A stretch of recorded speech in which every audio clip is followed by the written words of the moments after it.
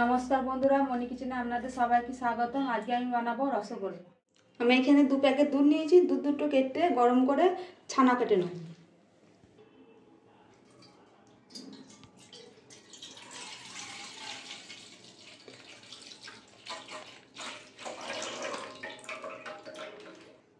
আমি এখানে প্যাকেট দুধ নিয়েছি, আপনারা চাইলে গরুর দুধ দিয়েও করতে পারেন।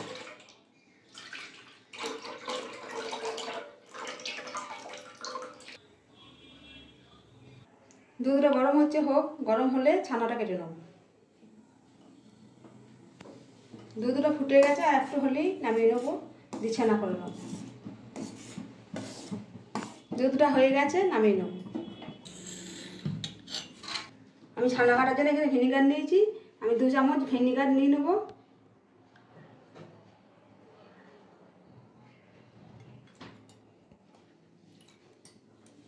আমি ভিনিগারের মধ্যে 2 চামচ জল দিয়ে দেবো।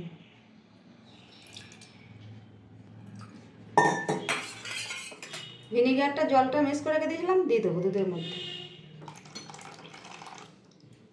এখানে এখন নাড়তে হবে না।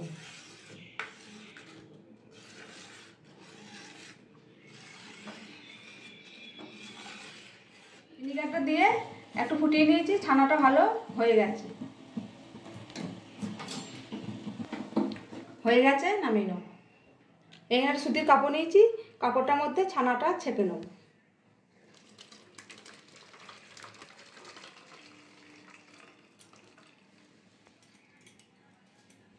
একটু ছানাটা ধুয়ে নেবো, কেননা ভিনিগার দিয়ে আছে তো, গন্ধটা চলে যাবে ধুলে।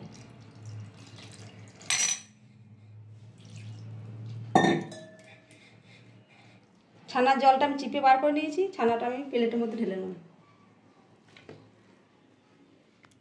দেখুন বন্ধুরা, 2 প্যাকেট দুধে অল্প ছানা হয়েছে। ছানাটা আমি হাত দিয়ে ভালো করে মেখে নেব।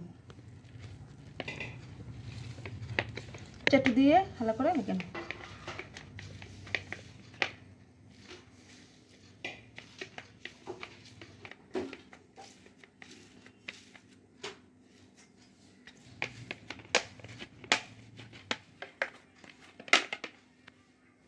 দেখুন বন্ধুরা, ছানাটা ভালো করে মাখিয়ে নিয়েছি, নরম হয়ে গেছে। দেখুন কত সুন্দর। এবার আমি গোল গোল করে রসগোল্লা সাইজে পাকিয়ে নেব।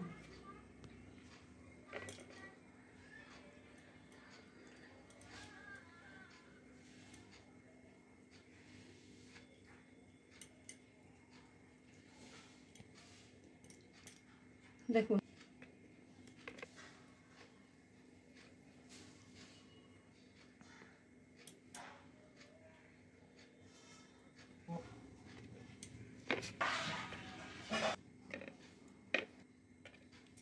পাকানো হয়ে গেছে সব। কড়াই বসিয়ে জল দিয়ে দিয়েছি রসের জন্য, চিনি দিয়ে দেবো।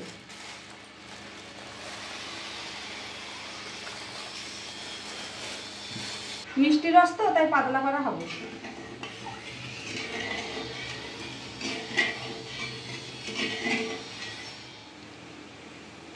দেখুন বন্ধুরা, রসটা ফুটতে লেগেছে, আর একটু হোক। তারপর আমি রসগোল্লাগুলো একটা একটা করে সব রসের মধ্যে ছেড়ে দেবো।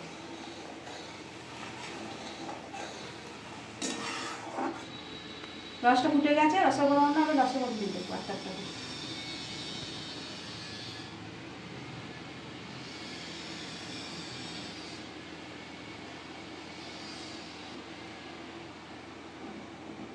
দশ মিনিট ফুটুক।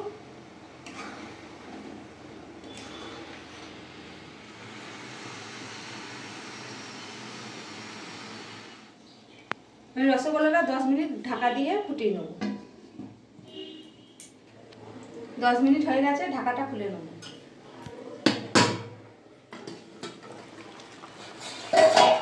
দেখুন বন্ধুরা, কত সুন্দর হয়েছে। মিষ্টিগুলো আমি প্লেটের মধ্যে তুলে নেব।